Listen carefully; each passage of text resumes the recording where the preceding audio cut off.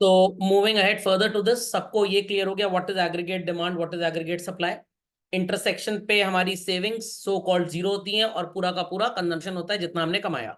जब डिमांड ज्यादा होगी, सप्लाई कम होगी, तो so called savings would be negative. I repeat, demand is more, we wish to spend more money. मैं सप्लाई की जब बात करता हूं तो I mean to say both the things, A S equals to Y. तो मेरी खर्च करने की कैपेसिटी कम है बट मैं ज्यादा खर्च करना चाहता हूं, तो सेविंग्स नेगेटिव हो जाएंगी। But when demand is less and income is more, A S is more, तो इन दैट केस हम उतना खरीदना नहीं चाहते, तो मार्केट में गुड्स की सरप्लस अवेलेबिलिटी होगी और हमारी सेविंग्स भी पॉजिटिव होंगी। चलिए, तो थोड़ा सा डाइवर्सिफाई करते हैं उस कंटेंट को इस नए कंटेंट से। We have the concept of what is known as children unemployment.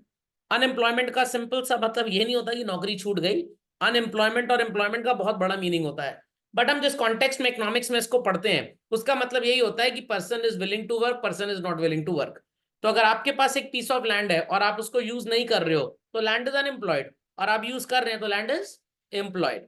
आपके पास सो कॉल्ड अकल है बट आप उसको इस्तेमाल नहीं कर रहे हैं तो your entrepreneurial innovation is unemployed, और अगर यूज कर रहे हैं तो it is employed. You have money but you are not willing to lend it to somebody in order to get interest, तो कैपिटल इज अनएम्प्लॉयड। और अगर आपने पैसा किसी को लेंड कर दिया और आपको इंटरेस्ट मिल रहा है children, then we say that capital is employed. ये बात सबको समझ में आती है। बट यहां पे अनएम्प्लॉयमेंट का मतलब वही लेबर एज अ फैक्टर है चिल्ड्रन। सो लेबर का मतलब होता है हार्डवर्क, बट हम यहाँ पे जब लेबर पढ़ते हैं तो हमारे दिमाग में कॉन्सेप्ट छा जाता है लेबरर का। So person is willing to work but उसे काम मिल नहीं रहा, तो सो कॉल्ड वो अपनी मर्जी से खाली नहीं बैठना चाहता, सिचुएशन ऐसी इसलिए खाली बैठा है। So this type of unemployment is called as what, involuntary. और जो खुद ही आवारा टाइप के होते हैं, काम नहीं करना चाहते in spite they are getting the work, that is called as children voluntary. तो ये शब्द याद रखिएगा, what is called as against the wish. So somebody is say having the degree of MSc physics, got it clear, काम भी करना चाहता है बट मार्केट में जॉब अवेलेबल ही नहीं है। अब आप बोलेंगे सर हमको दे दीजिए, हम 3,000 की नौकरी इसकी लगा दें। क्या एमएससी फिजिक्स क्वालिफाइड पर्सन 3,000 रुपए महीने के लायक है? इससे ज्यादा लेबर कमा लेता है। लेबर मतलब वो मेसन वर्कर, ओके। तो he is not able to work at the current wage rate. खोपड़े में बात की चलन। चलिए, तो मेनी टाइम्स आप इसको अंडर एम्प्लॉयमेंट इक्विलिब्रियम की भी बात करेंगे कि वो काम तो करना चाहता है बट जो उसकी कैपेबिलिटी है उसके अकॉर्डिंगली उसे काम नहीं मिल रहा। वॉलेंट्री अनएम्प्लॉयमेंट इज आवारागर्दी का अनएम्प्लॉयमेंट, ये तो काम ही नहीं करना चाहते, इनको जितनी भी सैलरी आप दे दीजिए। What it clear. इसमें फर्दर दो एग्जांपल्स आते हैं, one is called as frictional and other is called as structural. अब ये फ्रिक्शनल क्या होता है, फिजिक्स से वर्ड लिया गया है फ्रिक्शन चिल्ड्रन।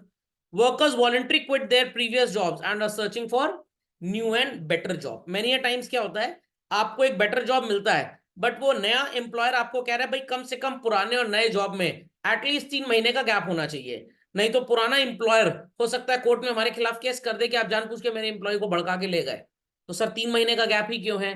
क्योंकि हमारे वर्कमैन कॉम्पनसेशन एक्ट और जो वेरियस लेबर लॉज हैं वहां पे नोटिस पीरियड परमानेंट एम्प्लॉय का 3 महीना है कि वो 3 महीने का नोटिस देके अपनी जॉब को छोड़ सकता है। तो अगर आपको आज ही जॉब छोड़नी है, आई रिपीट चिल्ड्रन, अगर आपको आज ही जॉब छोड़नी है तो इन दैट केस क्या करना पड़ेगा, आप आज 3 महीने की सैलरी अपने एम्प्लॉयर को दे दीजिए। आई रिपीट, कितने महीने की सैलरी?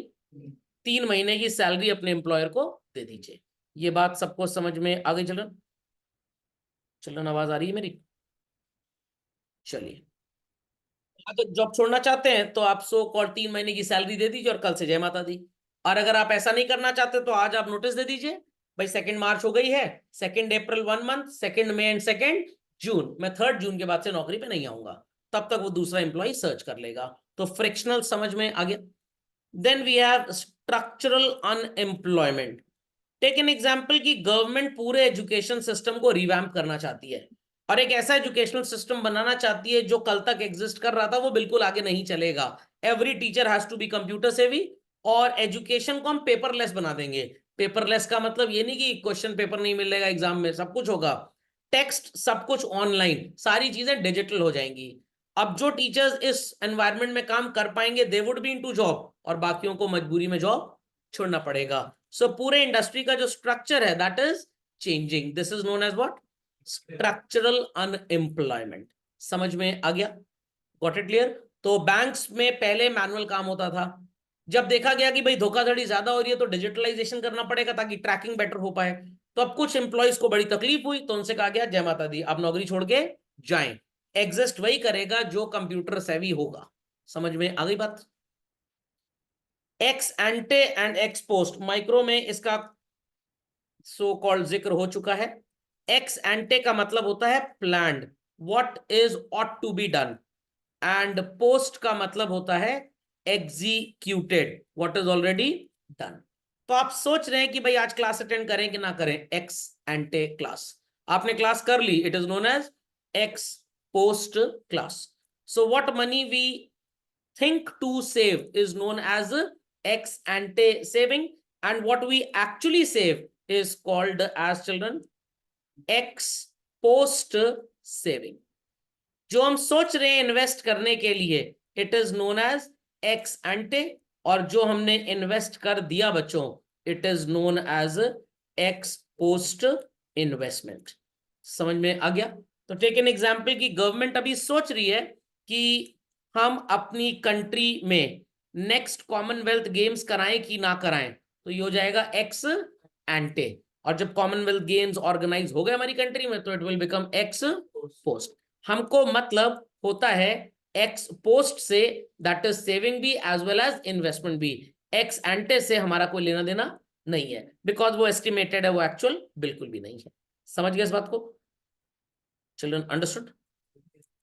यहाँ पे एक नोट लिखा हुआ है जिसको आप थोड़ा सा डिसएग्री करेंगे। यहाँ पे लिखा है ex post saving and ex post investment are always equal when at the level of equilibrium. I repeat children, at the level of equilibrium. समझ में आ गई बात?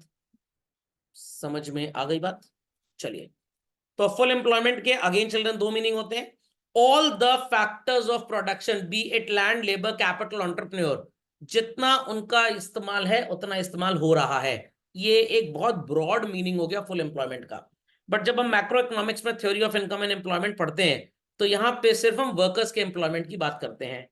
All those who are able bodied, able bodied मतलब so called physically challenge ना हो, काम करने लायक हो, काम करना भी चाहते हैं और उनको काम मिल भी रहा है, it is the situation of what? Full employment. खोपड़े में बात गई चिल्ड्रन?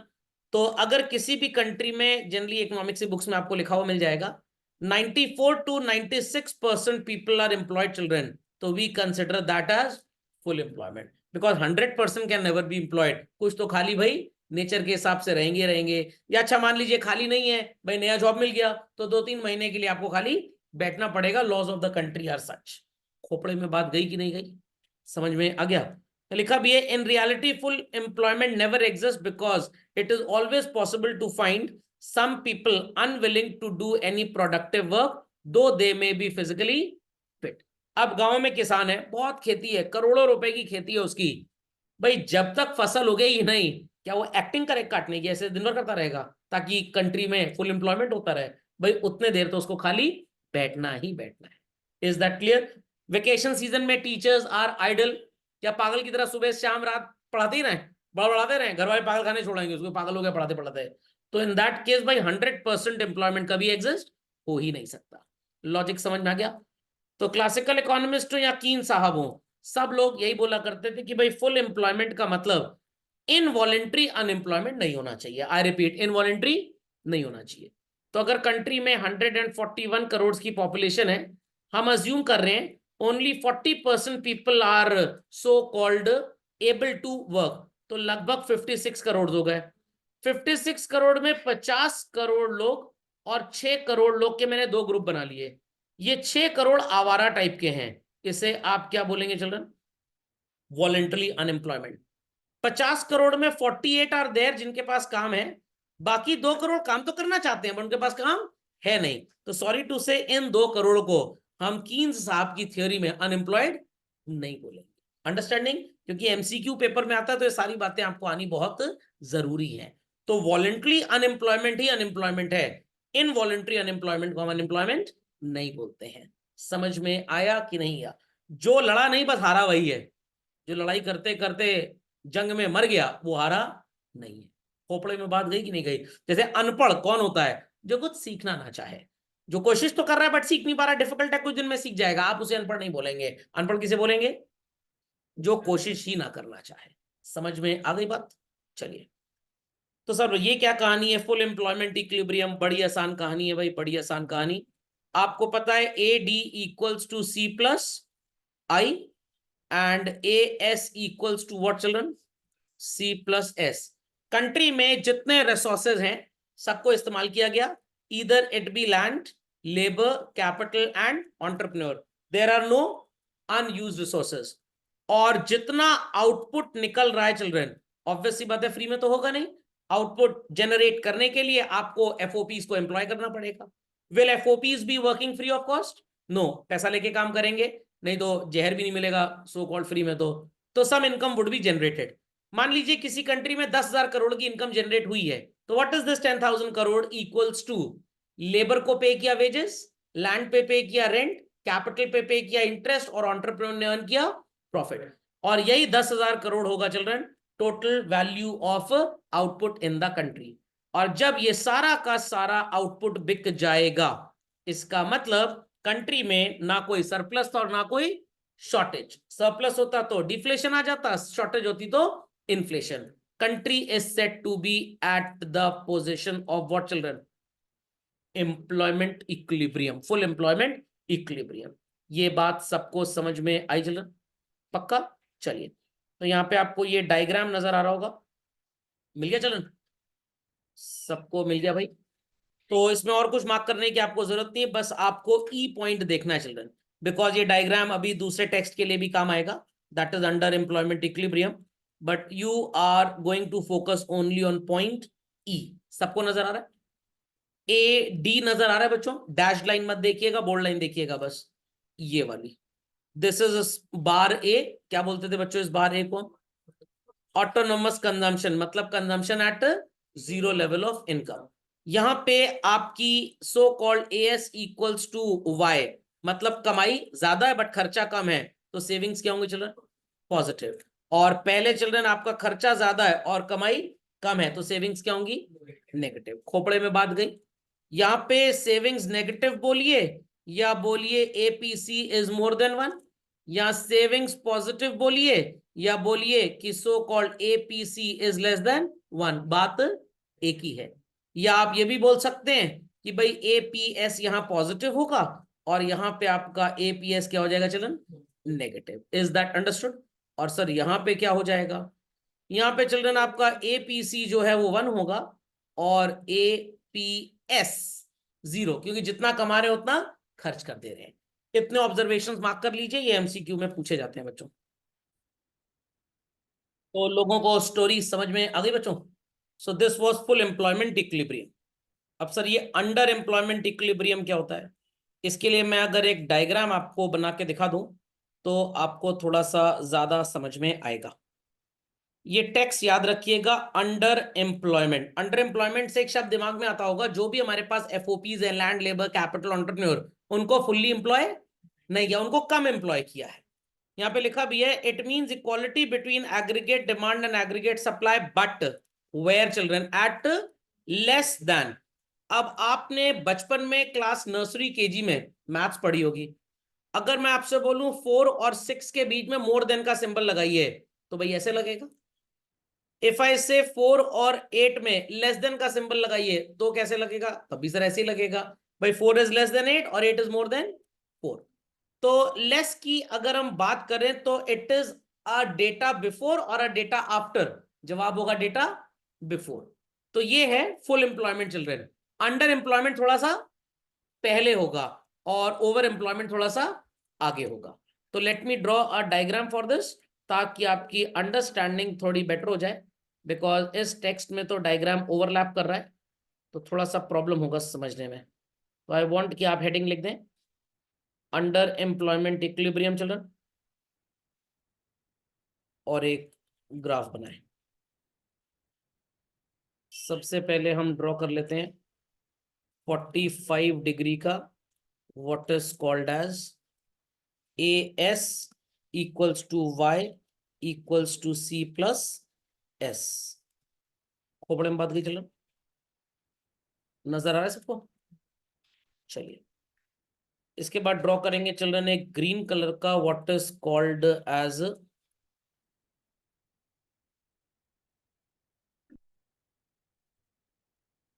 है children, this is called as AD equals to C+I। आपको एक पॉइंट नजर आ रहा होगा where both of them are intersecting each other, मिल गया? This point where they intersect each other children is called as full employment equilibrium. I repeat children, it is called as what? Full employment equilibrium। और यहाँ पे जरा लिख भी देते हैं M is the income level। इतना सबको समझ में आ गया? This is bar A, origin 45 degree angle. तो अगर एग्जाम में आपसे फुल एम्प्लॉयमेंट इक्विलिब्रियम पूछा जाए तो बस आपके सामने जो डायग्राम मैंने बनाया है यही है। इतना समझ में आ गया? अंडर एम्प्लॉयमेंट थोड़ा सा पीछे, ओवर एम्प्लॉयमेंट बोलेंगे थोड़ा सा आगे। Ready everybody? कंट्री में लोगों के पास जो पैसे हैं खर्च करने को चिल्ड्रन, वो सो कॉल्ड थोड़े से कम है, बट उनकी कमाई ज्यादा है। They are not spending whole income of theirs. I repeat, कंजूस हिंदुस्तानी, मक्खी चूस, लीचर टाइप का। समझ में आ गया? तो ध्यान से सुनिएगा, ध्यान से सुनिएगा। एक और आपको ग्रीन कलर का स्लोप नजर आया चलो, जिसे मैं AD1 बोल रहा हूं। Is it visible to all children? Is it visible to all? भाई सबको नजर आ गया? चलिए तो इसको डैश्ड कर देते हैं ताकि देखने में ये चेंज को प्रेडिक्ट करता जाए। चलिए डैश्ड स्लोप नजर आ रहा है। चलो अब यहां से एक परपेंडिकुलर ड्रॉप करेंगे, सो कॉल्ड कलर पिंक, ये यहां पे चल रहा है, and the level of equilibrium will be called as E1 and income would be called as what? M1। इतनी बात समझ में आ गई सबको? अब ध्यान से मेरी बात सुनिएगा, बहुत कम CBSE बुक्स में ये कॉम्पोजिशन दिया गया है चिल्ड्रन। मैं एक लाइन एक्सपैंड कर रहा हूं थोड़ा ऊपर की तरफ। चलिए सबको नजर आ गया? And I am marking this point as Z। Got? अब ध्यान से सुनिएगा, Z पॉइंट का इंटरप्रिटेशन करने जा रहे हैं। Ready to understand everybody? Z point का इंटरप्रिटेशन क्या शो कर रहा है? AD जो आपको यहां पे नजर आ रहा है चिल्ड्रन, Z पॉइंट पे एग्रीगेट डिमांड AD1 जो आपकी है, इट इज E1M1। सबको नजर आ रहा है? E1M1, is that understood? और जो एग्रीगेट सप्लाई आपको नजर आ रही है, इट इज E1,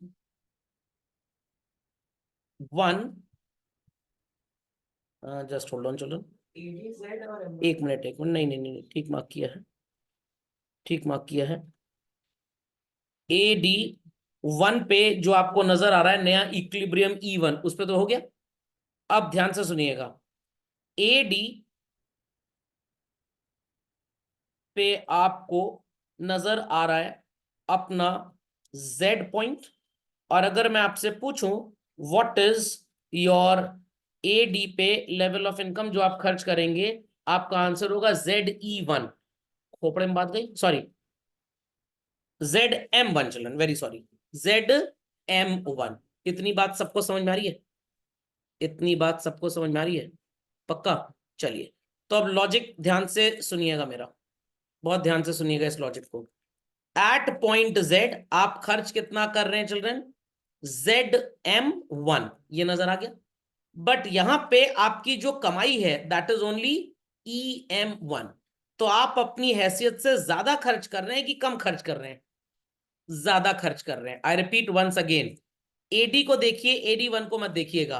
आप खर्च कर रहे हैं AD पे ZM1, और अब आप AS को देखिएगा, आपकी कमाई कितनी है? ओनली EM1, इसको भी शेड अप करके ड्रॉ कर देते हैं। Let me draw this. ये पर्पल बॉक्स सबको नजर आ रहा है चिल्ड्रन? ये रिप्रेजेंट कर रहा है ZM1। आई रिपीट चिल्ड्रन, क्या रिप्रेजेंट कर रहा है ये? ZM1। Got it? उसके बाद अगेन ड्रॉ कर रहा हूं मैं सो कॉल्ड, चलिए एक बॉक्स बना देते हैं। ये बॉक्स नजर आ रहा है चलो, ये बॉक्स रिप्रेजेंट कर रहा है E1M1। Is this visible to all? Is this visible to all?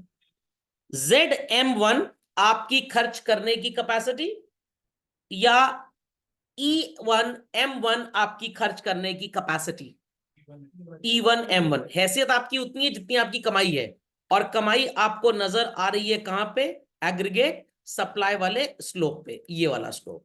Is this understood well?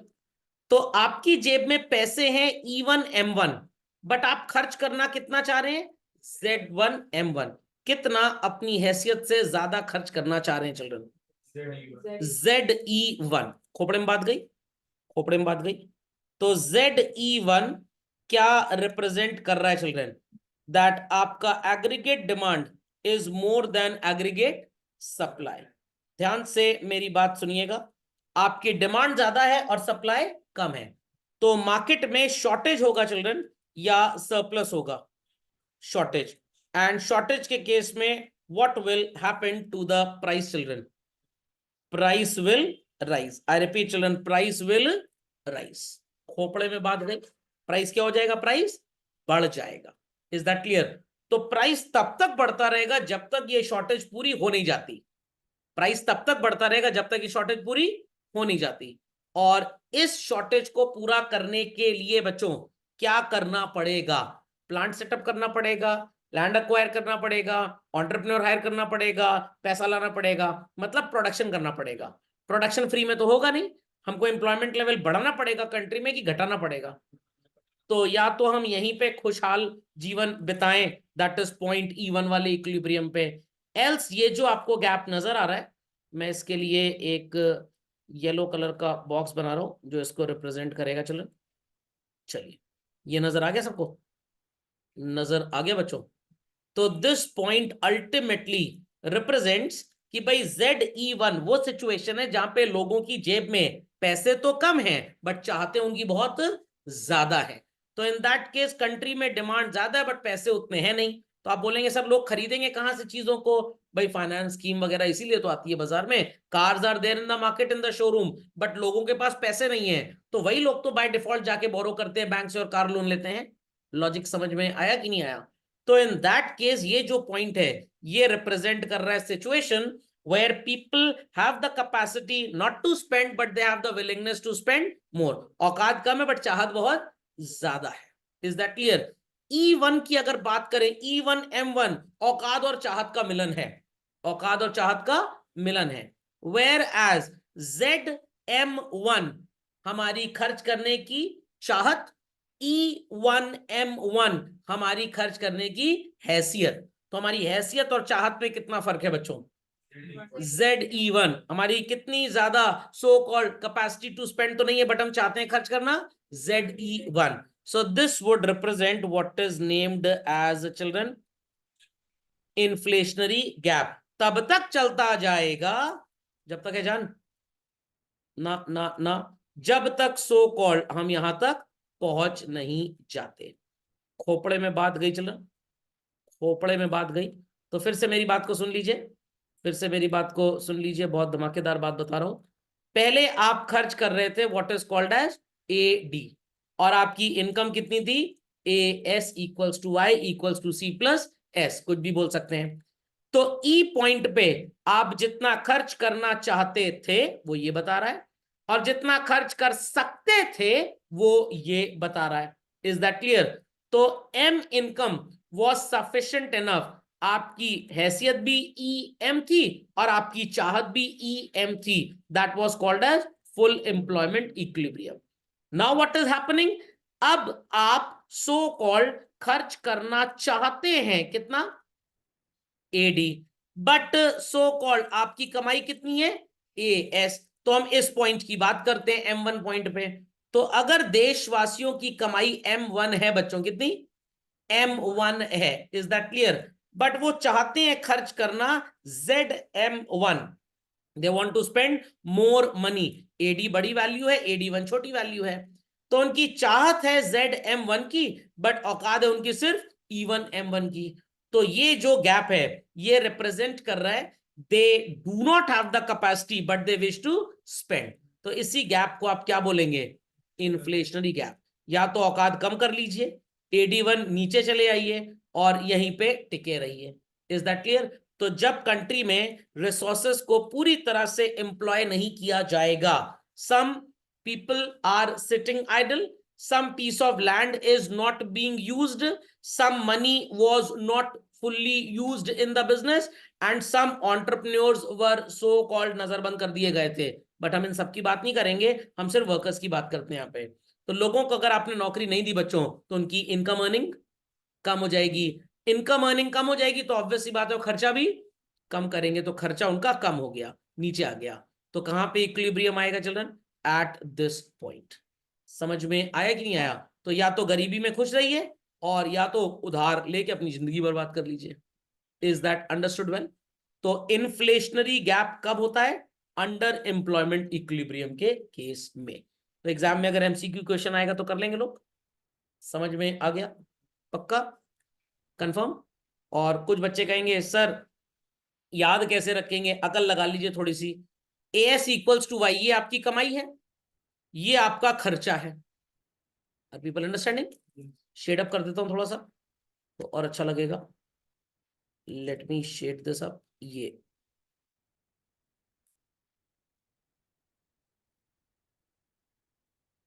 ये ड्राइंग नजर आ रही है सबको चिल्ड्रन। पहले रैकेट लग रहा था, सॉफ्टी लग रही होगी। चलिए, everybody is able to see this saffron area children. ये सैफ्रॉन एरिया क्या रिप्रेजेंट कर रहा है कि लोगों की कमाई ज्यादा है बट उनकी खर्च करने की चाहत कम है। सो कॉल्ड बेचारा शॉपकीपर सप्लाई के अकॉर्डिंगली दुकान पे सामान रख के बैठा है, क्योंकि उसको पता है कि कंट्री में लोगों ने पैसे कमाए हैं बट लोग बड़े चतुर हैं, वो उतना पैसा खर्च नहीं करना चाहते। तो मेरे जैसे लोगों ने इंजीनियरिंग कॉलेज सेटअप कर लिया, अज्यूमिंग की कंट्री में डिस्पोजल इनकम बढ़ रही है तो पेरेंट्स अपने बच्चों को पढ़ाएंगे। तो मैंने सो कॉल्ड सेटअप कर लिया इंजीनियरिंग कॉलेज, बट पेरेंट्स बच्चों को इंजीनियरिंग करवाना ही नहीं चाहते हैं। तो क्या लोग मेरी सर्विस पे पैसा खर्च करेंगे, नॉट एट ऑल।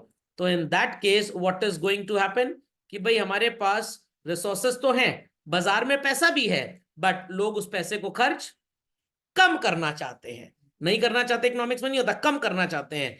तो goods and services would be lying idle in the economy. तो जब तक वो सामान बिक नहीं जाता क्या फर्दर प्रोडक्शन होगा चिल्ड्रन, नो। तो ये होता है डिफ्लेशनरी गैप, अभी पढ़ेंगे इसको आगे। That is over employment equilibrium. और ओवर एम्प्लॉयमेंट शब्द का मतलब यही है, आपने जरूरत से ज्यादा FOPs को हायर कर लिया तो आपके गुड्स भी उनके सो कॉल्ड एम्प्लॉयमेंट की वजह से ज्यादा बन जाएंगे। पैसा भी आप उनको दे रहे हो बट वो पैसा बाजार में खर्च नहीं कर रहे। इज दैट अंडरस्टूड और नॉट चिल्ड्रन। तो जब वो पैसा खर्च नहीं करेंगे what will happen, goods would be lying unsold. तो इन्फ्लेशनरी गैप पीछे की तरफ होता है, डिफ्लेशनरी गैप आगे की तरफ। ओवर एम्प्लॉयमेंट आगे होगा, अंडर एम्प्लॉयमेंट पीछे होगा। Is that clear. तो अंडर एम्प्लॉयमेंट इक्विलिब्रियम मतलब या तो गरीबी में खुश रहिए, नहीं तो इस गैप को बोलेंगे व्हाट चिल्ड्रन, इन्फ्लेशनरी गैप। तो आपसे अगर पूछा जाए inflationary gap exists in case of full equilibrium, under employment equilibrium, over employment equilibrium और नन ऑफ दीज, तो आपका जवाब क्या होगा चिल्ड्रन, अंडर एम्प्लॉयमेंट इक्विलिब्रियम। ये कहानी सबको समझ में आ गई बच्चों, पक्का। चलिए इसको झटपट लिखने लो। तो ये क्लियर है मैंने क्यों Z पॉइंट से कंपेयर किया है, क्योंकि अगर मैं Z पॉइंट से कंपेयर ना करता तो जिंदगी में मैं आपको इन्फ्लेशनरी गैप को भी बता ही नहीं सकता। उसके लिए मेरे को Z पॉइंट से कंपेयर करना बहुत जरूरी है। ओके, सिर्फ अगर एग्जाम में क्वेश्चन आए 4 नंबर का, 6 नंबर का, 3 नंबर का, to explain under employment equilibrium children, तो आपको ये बताने की बिल्कुल भी जरूरत नहीं है। आप लिख देंगे तो चलिए अच्छा रहेगा, आपका आंसर सिर्फ E1M1 पे ही होगा। गरीबी में खुश रहने को ही अंडर एम्प्लॉयमेंट इक्विलिब्रियम बोलते हैं। अंडर एम्प्लॉयमेंट का मतलब भी क्लियर है, less FOPs are being employed, when less FOPs are being employed they would be paid less. When they would be paid less, they won't be having money to spend. तो भाई जब पैसे है ही नहीं उनके पास तो कहां पे खुश होंगे? गरीबी में, कम खर्चा करके खुश होंगे। Is that understood well? इसको झटपट अपडेट कर लीजिए। फिर इसी डायग्राम को थोड़ा सा चेंज करके मैं आपको ओवर एम्प्लॉयमेंट इक्विलिब्रियम समझाता हूं। चलिए, please add on this text also children. Exists, that is inflationary gap exists in case of underemployment equilibrium, UEE. Put it quickly. So let's proceed further, children. Let's proceed further. We have the concept of what is known as underemployment. तो हो गया चलन, underemployment हो गया। आ गया over employment equilibrium. आ जाओ भाई, आ जाओ आ जाओ आ जाओ। ओके, डायग्राम थोड़ा सा डिसमेंटल्ड है, नॉट टू वरी, बिल्कुल टेंशन लेने की जरूरत नहीं है आपको, मैं बना के दिखा देता हूँ। चलिए, बिल्कुल परेशान मत होइएगा। Screen is visible to all? चलो, screen is visible to all. चलिए ध्यान से सुनिएगा। इस कॉम्पोजिशन को उड़ा देते हैं पूरा का पूरा, इस कॉम्पोजिशन को भी उड़ा देते हैं पूरा का पूरा।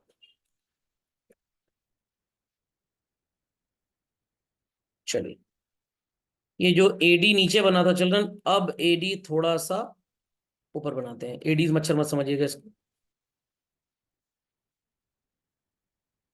चलिए, is it visible to all? मैं डेलिबरेटली इसको AD2 लिख रहा हूं बिकॉज AD1 हम पहले बना चुके हैं, और ये नया ग्राफ है, फिर से बनाएंगे सब लोग।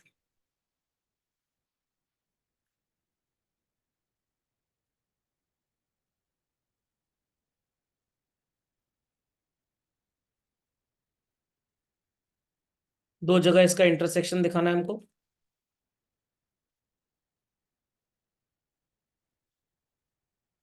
चलिए, और यहाँ पे इनकम को भी I will be calling as M2।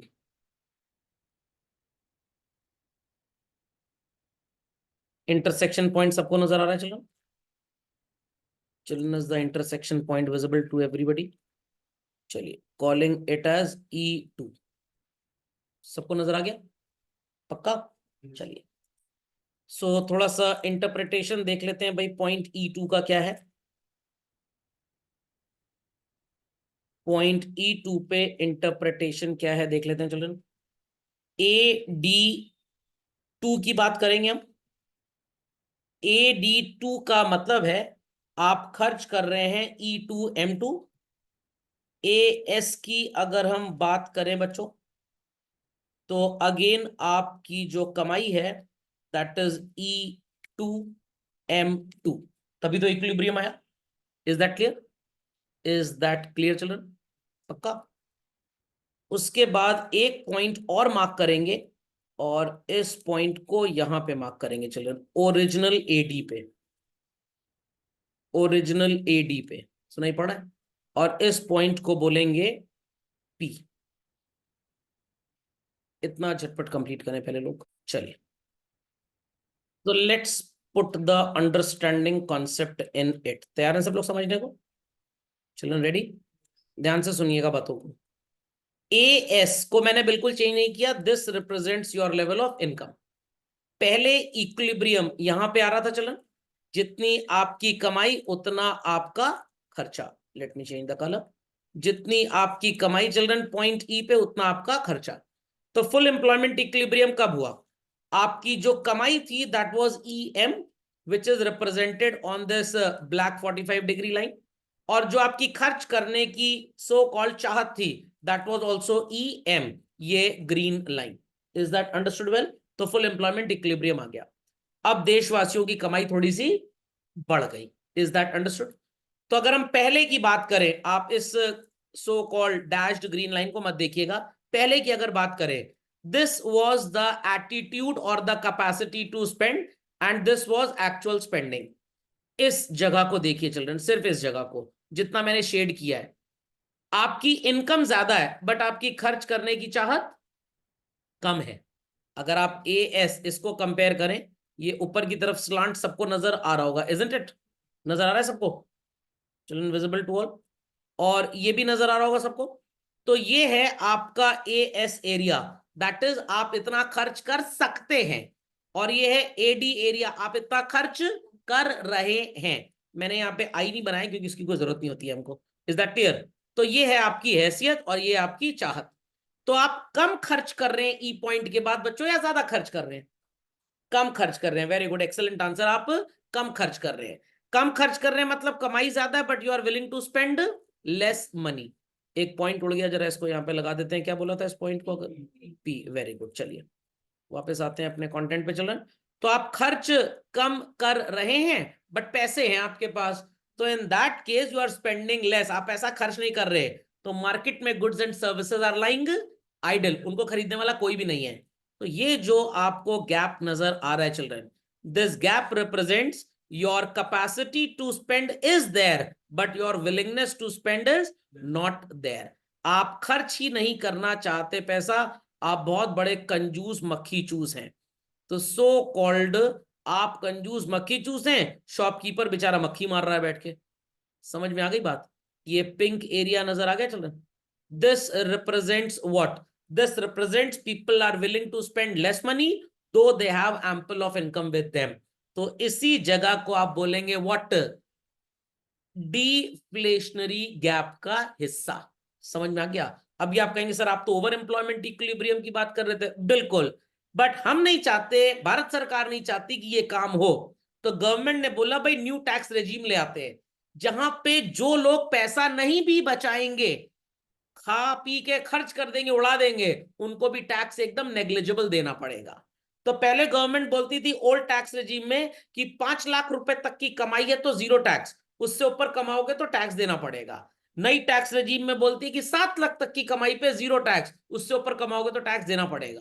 तो जो लोग पहले टैक्स छुपाते थे, चोरी करते थे, अपनी इनकम नहीं बताते थे, गवर्नमेंट कहती थी 5 लाख तक एग्जेम्प्ट है, कोई 7 लाख कमा रहा है तो वो नहीं बताएगा गवर्नमेंट को अपनी इनकम, अब वो बता देगा। समझ में आ गया? क्योंकि उसको पता है गवर्नमेंट ने रूल नया 7 लाख तक पे टैक्स फ्री कर दिया है।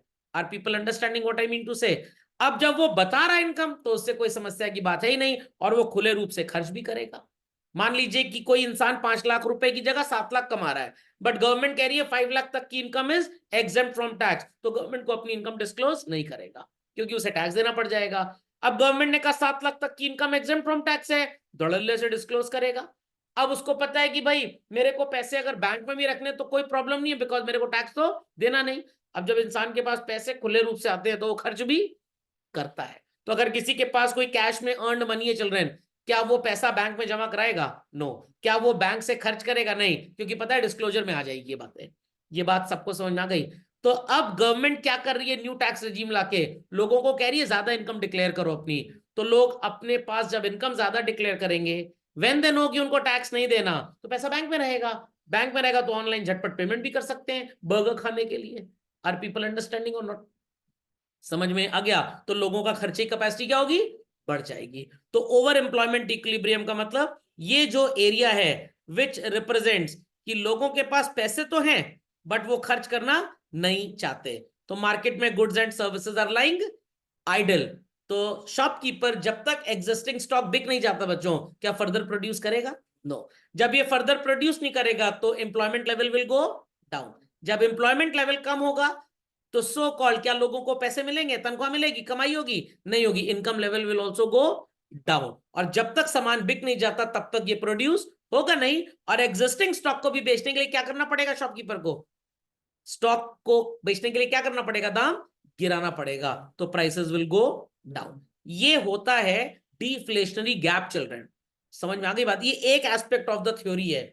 दूसरा जो टॉपिक मैं आपको बता रहा था, सो कॉल्ड ओवर एम्प्लॉयमेंट, आपको और लोगों को एम्प्लॉय करना पड़ेगा, ऐसे रूल्स लाने पड़ेंगे कि लोग बचत कम करें और खर्चा ज्यादा करें। समझ में आ गया?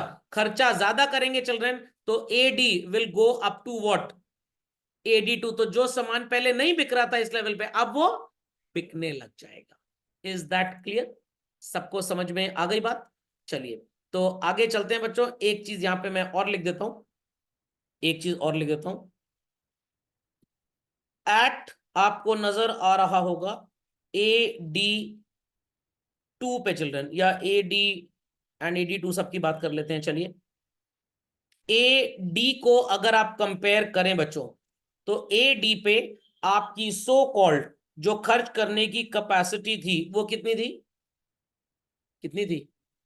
AD पे, AD2 मत देखिए, AD देखिए, PM2, correct? I repeat, PM2। और आपको यहां जो AS नजर आ रहा था चिल्ड्रन, वो नजर आ रहा था सो कॉल्ड E2M2। ये सबको समझ में आ गया बच्चों? ये सबको समझ में आ गया? पक्का? चलिए, तो अब ये जो गैप आपको नजर आ रहा है, दैट इज E2P। ये E2P क्या रिप्रेजेंट कर रहा है? E2P children, AS is more then AD। आप खर्च तो कर सकते हैं बट करना चाह नहीं रहे हैं। समझ में आ गया?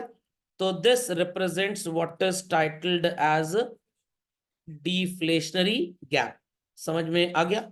और डिफ्लेशनरी गैप बच्चों सो कॉल्ड कब होगा? ओवर एम्प्लॉयमेंट इक्विलिब्रियम के केस में। तो ये दो बातें एक साथ, आई होप सो किसी को कंफ्यूज नहीं करेंगी। मैं मार्किंग करके भी यहां पे आपको दिखा देता हूं। Everybody must be able to see. सबको ये नजर आ रहा है चिल्ड्रन? PM2 नजर आ रहा है? PM2 थी पुरानी खर्च करने की आदत। देयर आफ्टर चिल्ड्रन E2M2 नई खर्च करने की आदत। Is that clear? Is that clear? और अब आपको ब्लैक बॉक्स नजर आएगा E2P। खोपड़े में बात गई? यही E2P क्या है children? This is actually your deflationary gap. और ओवर एम्प्लॉयमेंट इक्विलिब्रियम क्या है सर? ये जो नया AD2 आपने बनाया है, यहां पे ये ओवर एम्प्लॉयमेंट इक्विलिब्रियम आ गया चिल्ड्रन। कि अगर कंट्री में गवर्नमेंट नहीं चाहती कि डिफ्लेशनरी गैप हो, कुछ ऐसे रूल्स एंड रेगुलेशंस लाने पड़ेंगे ताकि लोग ज्यादा से ज्यादा पैसे खर्च करें। तो ये एग्जाम्पल सबको आई होप सो क्लियर हो गया। तो टेक एन एग्जाम्पल, पहले मिस्टर एक्स कमाते तो थे 8 लाख रुपए, बट गवर्नमेंट को बताते थे मैं कितना कमाता हूं? 5 लाख। और ये अपने बैंक अकाउंट में इस 5 लाख को डाल देते थे, और खर्चा मैक्सिमम कितना कर पाएंगे चिल्ड्रन? 5 लाख। अब अगर गवर्नमेंट कह रही है भाई 8 लाख रुपीज तक की income is exempt from tax, अब ये अपने बैंक अकाउंट में कितना पैसा डालेंगे? 8 लाख। और धड़ल्ले से अपनी वाइफ से बोलेंगे UPI से खर्च करो, कोई प्रॉब्लम की बात नहीं है। समझ में आ गया? तो पहले मिस्टर एक्स कतराते थे विदेश यात्रा करने के लिए। क्यों? क्योंकि टिकट ऑनलाइन ही मिलेगा, काउंटर पे कैश लेकर कोई टिकट नहीं देता। अब इसके पास तो कैश रखा था, तो ये ऑनलाइन पेमेंट नहीं कर पाता था, क्योंकि इसकी इनकम जो थी दैट वाज ₹8 लाख। और गवर्नमेंट ने छूट कितने पे दी थी? 5 लाख पे। तो 3 लाख रुपए से घर पे पड़े होते थे और ये नालायक खर्च नहीं करता था। अब गवर्नमेंट कह रही है 8 लाख रुपए तक टैक्स की छूट है, तो पूरे 8 लाख को कहां डाल देगा? बैंक में। और 3 लाख रुपए फॉरेन ट्रैवल पे भी खर्च कर लेगा। समझ में आया? क्योंकि उसको पता है कि मेरा टैक्स का पैसा अब नहीं खर्च होना है। तो over employment equilibrium is a different case. उस केस में अल्टीमेट इंपैक्ट या कॉन्सिक्वेंस जो होता है children, that is known as what?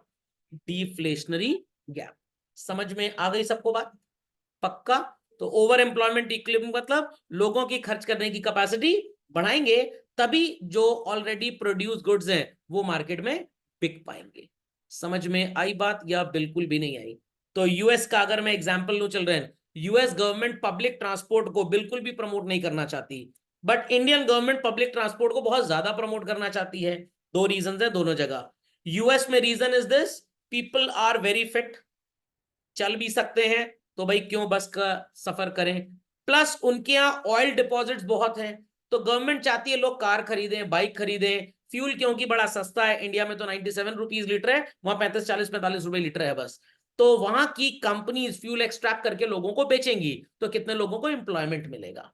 India में हमें फ्यूल इंपोर्ट करना पड़ता है, तो गवर्नमेंट कहती है भाई 5,000 रुपए के पेट्रोल में अगर एक बस चल जाए तो कम से कम 1,000 आदमी ट्रैवल कर लेगा। और 1,000 आदमी अगर अपने प्राइवेट ट्रांसपोर्ट से ट्रैवल करेगा तो 50,000 का फ्यूल लगेगा।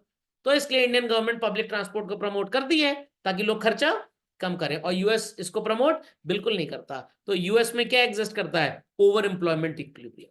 समझ में आ गया? ज्यादा से ज्यादा डिपार्टमेंटलाइजेशन कॉर्पोरेट्स में करने से क्या होगा? लोगों की नौकरी बढ़ेगी। समझ में आ गया? हमारे इंडिया में तो एक दुकानदार मैनेजर का काम भी कर लेगा दुकान पे बैठ के, ओनर का काम भी कर लेगा, अकाउंटिंग भी थोड़ी बहुत कर लेगा। यूएस में 3 काम के लिए 3 लोग लगाए गए हैं ताकि सो कॉल्ड उनकी पॉपुलेशन एम्प्लॉयड रहे। तो people understood the meaning of over employment equilibrium, कि अगर कंट्री में इनकम है तो लोगों को ऐसा मोटिवेट करो कि वो खर्चा भी ज्यादा करें। और एक बात याद रखिएगा चिल्ड्रन, एमपीसी जब बढ़ेगा तभी ओवर एम्प्लॉयमेंट इक्विलिब्रियम आएगा, लोगों की खर्च करने की कैपेसिटी बढ़ेगी। पहले आप महीने में क्या 6 महीने में एक मूवी देखते थे, आज आपको हर हफ्ते एक मूवी देखनी है, तो मूवी थिएटर्स की डिमांड बढ़ गई। तो पहले वो मूवी थिएटर्स जो सो कॉल्ड मूवी तो लगाते थे बट लोग वहां पैसा खर्च नहीं करते थे, घाटे में जाते थे। अब गवर्नमेंट ने कुछ ऐसा सिस्टम बना दिया, पायरेसी कम कर दी, तो जान पूछ के लोगों को मूवी देखने के लिए मूवी थिएटर जाना पड़ेगा। तो पीपल अंडरस्टूड ये दो चीजें क्लैश तो नहीं करेंगी भाई। तो ओवर एम्प्लॉयमेंट इक्विलिब्रियम का मतलब जहां पे डिफ्लेशनरी गैप है, अगर आप नहीं चाहते कि देश में शॉर्ट रन में भी नुकसान हो, तो लोगों की खर्च करने की हैसियत को बढ़ा दीजिए, हैबिट को बढ़ा दीजिए। Logic understood well? भाई समझ में आ गई सबको बात? यस। चलिए तो लेट्स प्रोसीड फर्दर चलन। ये बात सबको क्लियर हो गई, इसमें कुछ खास है नहीं चलन, ये सब आपको बता दिया गया है। चलिए एग्रीगेट डिमांड सप्लाई हो गया, ये तो शेड्यूल बहुत बार पढ़ चुके हैं आप, व्हाट इट। देयर आफ्टर आपको ये पॉइंट भी समझ में आ गया होगा। 2 सिचुएशन चिल्ड्रन, एक बार इसकी रीडिंग कर लेते हैं। AD is more than AS, I repeat, demand is more and supply is less, क्या होगा चिल्ड्रन? Inflationary gap. डिमांड कम है सप्लाई ज्यादा है तो क्या हो जाएगा? देखिए लिखा ना आफ्टर ई, नहीं समझ में आ रहा? इस पॉइंट के आगे यहां पे डिफ्लेशनरी गैप होगा और पीछे inflationary gap. Got it clear? Expenditure लोगों का ज्यादा है बट फर्म उतने गुड्स प्रोड्यूस नहीं कर पा रही, तो फर्म को मार्केट डिमांड मीटअप करने के लिए क्या करना पड़ेगा? आउटपुट बढ़ाना पड़ेगा। रोबोट्स तो काम करेंगे नहीं, आउटपुट बढ़ाने के लिए वर्कर्स को हायर करना पड़ेगा। क्या वर्कर्स फोकट में काम कर देंगे? नो, उनको आपको सैलरी देनी पड़ेगी, तो इनकम बढ़ जाएगा। कब तक बढ़ेगा? जब तक है जान, जब वी मेट, जब तक इक्विलिब्रियम लेवल आ नहीं जाता। ठीक इसी का उल्टा ये भी है, फर्म्स के पास गुड्स तो हैं बट लोग उतना पैसा खर्च नहीं करना चाह रहे, तो जब तक एग्जिस्टिंग स्टॉक बिक नहीं जाता तब तक फर्म्स क्या करेंगे? अपने वर्कर्स को नौकरी से निकाल देंगे। और ये कब तक चलता रहेगा सर कार्यक्रम? जब तक वापस से इक्विलिब्रियम लेवल पहुंच नहीं जाता। ओके, समझ में आ गया? So that was ADS approach children, this is called as saving and investment approach. Sir इसमें क्या करना है? इसमें कुछ नहीं करना, इसका डायग्राम तो और आसान है, अपनी कॉपी में या कंटेंट में आप कहीं लिख लीजिए इस बात को चिल्ड्रन। तो मैं इसका भी डायग्राम आपको दिखा देता हूँ, इट्स वेरी इजी। और ये बड़ा अजीब सा भी है क्योंकि यहाँ पे लॉजिक कम लगता है। चलिए, सबको शायद याद होगा आई वॉज कॉन्स्टेंट चिल्ड्रन, याद आया? याद आया भाई चिल्ड्रन, याद आया? चलिए, सेविंग पहले नेगेटिव थी बच्चों और बाद में इंटरसेप्ट पे मीट की, और उसके बाद क्या हो गई? पॉजिटिव। तो इंटरसेप्ट पे जब मीट किया तो मैंने बताया था इसको कृपया करके आप इक्विलिब्रियम ना माने चिल्ड्रन। इक्विलिब्रियम आपका यहां पे आ रहा है, समझ में आ गया? सेविंग्स यहां पे भी पॉजिटिव है, यहां पे भी पॉजिटिव है, यहां पे तो नेगेटिव है, बट इक्विलिब्रियम कहां पे आएगा चिल्ड्रन? जहां पे आई और एस बराबर होंगे। तो अब थोड़ा सा कॉन्सेप्ट समझने पे दिमाग लगाइएगा, कोई बहुत बड़ी रॉकेट साइंस नहीं है। ये एरिया चिल्ड्रन नजर आ रहा है, that I am shading as yellow, सबको ये एरिया भाई नजर आ रहा है? ये एरिया सिंपल लेमन लैंग्वेज का मैं इस्तेमाल ज्यादा करता हूं ताकि लोगों को प्रैक्टिकलिटी ऑफ द कॉन्सेप्ट समझ में आए। आप जैसे बिजनेसमैन और हमारे जैसे सो कॉल्ड लोग जो अपनी इनकम का हिस्सा बचा के चलते हैं अपने सुनहरे उज्जवल भविष्य के लिए, तो अब एंटरप्रेन्योर्स कंट्री में इन्वेस्ट कम करना चाहते हैं, आई नीचे है ना, और लोग जो पैसा बचा रहे हो बहुत ज्यादा है, तो इन दैट केस बैंकों में पैसा बहुत पड़ा है बट बैंक उस पैसे को आगे लोगों को दे नहीं पा रहे हैं because entrepreneurs are not willing to invest. तो in that case what will happen children? Rate of interest country में गिर जाएगा कि बढ़ जाएगा? बढ़ जाएगा। ढेर सारे लोग हैं जो बैंक में पैसा तो दे आए बट आगे उस पैसे को कोई एम्प्लॉय करना ही नहीं चाहता बिजनेस में, what will happen to the rate of interest? गिर जाएगा ना, बैंक भगाएगा लोग, भैया ले जाओ, हमको पैसा नहीं चाहिए। जब एंटरप्रेन्योर्स इन्वेस्टमेंट कम करेंगे तो वो लैंड, लेबर, कैपिटल एंटरप्रेन्योर को भी कम एम्प्लॉय करेंगे। जब वो कम एम्प्लॉय करेंगे तो in that case income distributed will also go down. अब ध्यान दीजिएगा इस बात पे, जब इन्वेस्ट कम किया उन्होंने अपनी फैक्ट्री में, रॉ मटेरियल में, लैंड में, तो सो कॉल्ड एफओपीज का एम्प्लॉयमेंट भी कम हो गया। एफओपीज का एम्प्लॉयमेंट कम होगा तो लोगों की इनकम भी कम होगी। अब भाई एक फिक्स लेवल ऑफ खर्चा तो सभी को करना है, इंसान पहले खर्च करेगा, बचा ही देगा पूरा पैसा। घर वालों कहेगा आत्महत्या कर लो सब लोग, क्योंकि सेविंग बहुत जरूरी है, तो इकोनॉमिक्स बुरा मान जाएगी। तो भाई जब उसकी कमाई कम होगी तो सेविंग भी कम हो जाएगी और हम इक्विलिब्रियम पे चले आएंगे। Is that understood well? खोपड़े में बात गई कि नहीं गई? चलिए ड्रॉ कर लिया सबने, चलिए लेट्स प्रोसीड फर्दर। तो यहाँ पे सिंपल सी बात है भाई, planned savings fall short of planned investment. Planned expenditure is greater than what the firms are willing to produce. As a result, inventory level कम हो गया है। क्यों? क्योंकि फर्म उतना प्रोड्यूस करना ही नहीं चाहती। तो जब फर्म प्रोड्यूस ही नहीं करेगी तो so called what will happen, workers का एम्प्लॉयमेंट कम। बट अगर फर्म प्रोड्यूस करके मार्केट की डिमांड को पूरा करना चाहती है तो क्या करना पड़ेगा? हमें वर्कर्स को और हायर करना पड़ेगा। जब हम वर्कर्स को हायर करेंगे, उनसे काम करवाएंगे तो आउटपुट बढ़ेगा, आउटपुट बढ़ेगा तो इनकम बढ़ेगी, इनकम बढ़ेगी तो खर्च करने वाले खर्चा भी करेंगे और बचाने वाले बचाएंगे भी। तो आपका कंजम्पशन भी बढ़ेगा और सेविंग भी बढ़ेगा, और तब तक बढ़ेगा जब तक ये इन्वेस्टमेंट के इक्वल नहीं हो जाता। तो देखने में बड़ा अजीब लगता है, बट आपको सो कॉल्ड पढ़ना ऐसे ही पड़ेगा। खोपड़े में बात की चल, savings are greater than planned investment, firms are willing to produce more. I repeat, firms are willing to produce more. जितना उन्होंने सोचा था वो उससे ज्यादा प्रोडक्शन करना चाहते हैं, और वो कर भी रहे हैं बच्चों। बट मार्केट में उतना कस्टमर है ही नहीं। जब कस्टमर नहीं है, क्या इनका स्टॉक बिकेगा? नो, इकट्ठा होता जाएगा। इसको रिड्यूस करने के लिए वो क्या करेंगे? वर्कर्स को हटा देंगे। वर्कर्स को हटाएंगे बच्चों तो जो आउटपुट प्रोड्यूस हो रहा था वो कम होगा, कमाई भी कम। y equals to C plus S होता है। अब कमाई कम होगी तो ज्यादा इफेक्ट किस पे आएगा बताइए बच्चों? कंजम्पशन पे कि सेविंग पे? सेविंग पे। हम कंज्यूम तो करेंगे करेंगे जिंदा रहने के लिए। तो कम क्या होगा जब इनकम कम होगी? ज्यादा क्या गिरेगा? सेविंग ज्यादा गिर जाएगी ना। किसका नुकसान होगा? वर्कर्स को हटाएंगे, किसका नुकसान होगा? वर्कर्स का नुकसान होगा या फैक्ट्री वाले का नुकसान होगा? वर्कर्स का नुकसान, वही तो मैं बोल रहा हूं, income level will go down. तो जब आपकी कमाई कम होगी तो ज्यादा इफेक्ट किस रिडक्शन पे आएगा? कंजम्पशन वाले पार्ट पे कि सेविंग वाले पार्ट पे? सेविंग वाले पार्ट पे ना। भाई अगर किसी की इनकम 20,000 रुपए महीना थी, वो 12,000 खर्च करता था, 8,000 सेव करता था। अब बेचारी की इनकम ही 15 हो गई है, इनकम ही 15 हो गई है। What it clear? तो 15 में वो खर्च तो 12 ही करेगा, ज्यादा इंपैक्ट किस पे आएगा?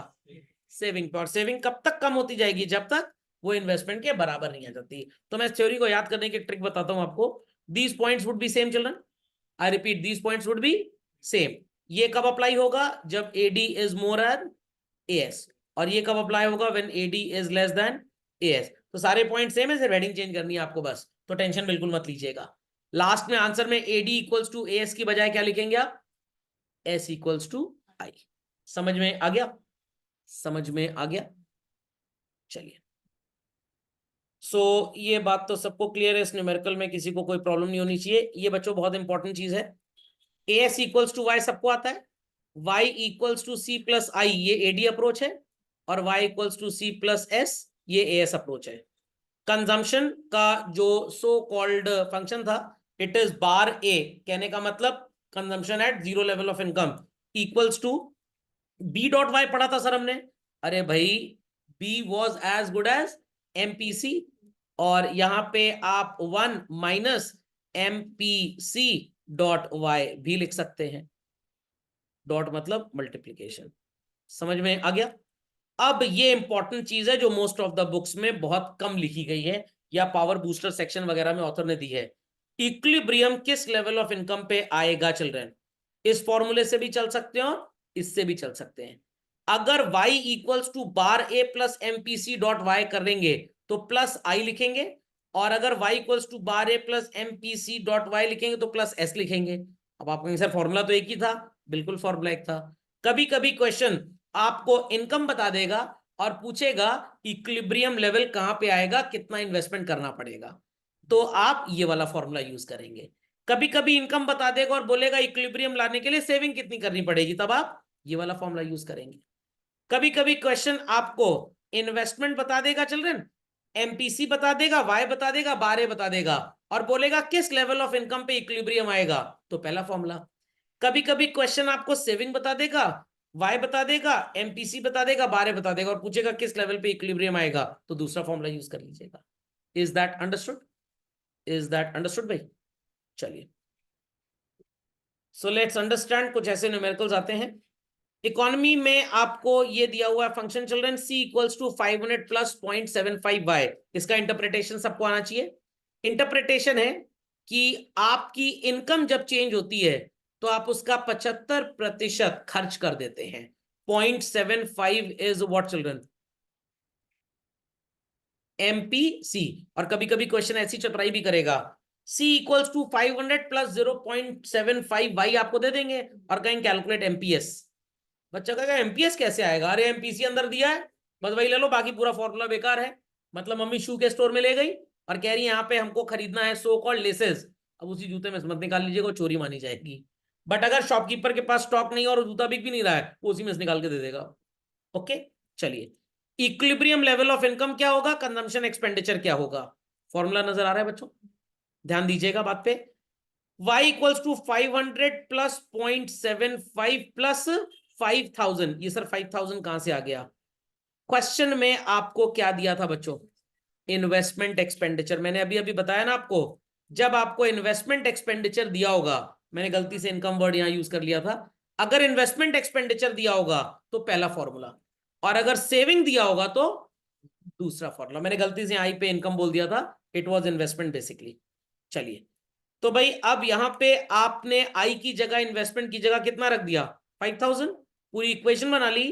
22,000 करोड़ रुपए की अगर देश में कमाई हो और ये हमारा कंजम्पशन फंक्शन है, तो इसका मतलब 22,000 करोड़ जब कंट्री में कमाई होगी तो इक्विलिब्रियम लेवल आ जाएगा। इतने में ना कोई इन्फ्लेशन होगा ना कोई डिफ्लेशन। अगर सर इनकम बढ़ जाती है 22,000 करोड़ से 24,000 करोड़, कंट्री में इन्फ्लेशन हो जाएगा। क्यों? कमाई ज्यादा है बट तुरंत थोड़ा फैक्ट्री वाला सब प्रोड्यूस कर देगा। Is that clear? तो क्वेश्चन आपको ये भी इसके बाद सी पॉइंट पूछा जा सकता है, state any value at which inflation could occur in the economy. तो आप बोलेंगे at level of income which is more than 22,000 crore there would be inflation. समझ में आई बात? समझ में आई बात? तो पूरे बाजार में 50 किलो आलू खरीदने के बायर्स हैं, तो अगर मैं आपसे पूछूं भाई आलू महंगा कब बिकेगा, तो दो आंसर्स होंगे, या तो 50 किलो से कम सप्लाई हो जाए सब्जी मंडी में, या तो बायर्स की डिमांड 50 किलो से ज्यादा हो जाए, बस तभी इन्फ्लेशन हो सकता है। ओके, कंजम्पशन एक्सपेंडिचर कैसे निकालना है भाई? आपको वाई पता लग गया 22,000 करोड़, और 5,000 करोड़ आपका सो कॉल्ड दिया हुआ है इन्वेस्टमेंट, तो एडी अप्रोच के फॉर्मूले से सी प्लस आई से आप इसको निकाल सकते हैं। और इक्विलिब्रियम लेवल पे, क्योंकि एडी इक्वल्स टू एएस होता है चिल्ड्रन, और एएस का मतलब वाई और एडी का मतलब सी प्लस आई, तो जब ये दोनों सेम है तो आप वाई को इधर सब्सटीट्यूट कर सकते हैं कि नहीं? तो एक फॉर्मूले में कंफ्यूजन तो नहीं हुआ sir? y equals to C plus I तो कभी होता ही नहीं है, होता है इक्विलिब्रियम लेवल पे AD equals to C plus I equals to S equals to Y equals to C plus S. तो इक्विलिब्रियम में पूरा फॉर्मूला चलता है, कहीं से भी उसको उठा लोगे कोई फर्क नहीं पता लगेगा। समझ गए भाई? आपके घर में हर टैप में गर्म पानी आता है, तो क्या आपको स्पेशली वहां जाना पड़ेगा या गीजर लगा है? किसी भी टैप को ओपन कर लीजिए। Okay, so people understood this? People understood this? चलिए चलो जाए आगे। नेक्स्ट चिल्ड्रन, सेविंग फंक्शन दिया हुआ है, इन्वेस्टमेंट एक्सपेंडिचर दिया हुआ है, got it clear? Equilibrium level पे आई इक्वल्स टू एस होता है। वैल्यू पुट कैसे करेंगे आप? वही अपना पुराना फॉर्मूला चिल्ड्रन, 14,100 करोड़ रुपए का आपका इक्विलिब्रियम लेवल आ गया। y equals to C plus I, फिर से रिपीट कर देता हूं, इक्विलिब्रियम लेवल पे एडी इक्वल्स टू क्या होता है children? AS. AS equals to Y equals to C plus S, this equals to I. सब बराबर होगा, कहीं से भी किसी भी इक्वल के बीच से फॉर्मूला उठा लो, आंसर आ जाएगा। तो tip and trick is understood, क्योंकि अगर आप सीक्वेंस में सिर्फ फॉर्मूला पढ़ के अप्लाई करेंगे तो ठेंगा आपका आंसर आने वाला एग्जाम में, आप सिर्फ गलती ही करके आएंगे। Logic understood well? Logic understood well? लोग कहेंगे सर यहां तो i इक्वल्स टू एस लिखा है, फॉर्मूला इतना बड़ा कहां से हो गया? This formula is being applied.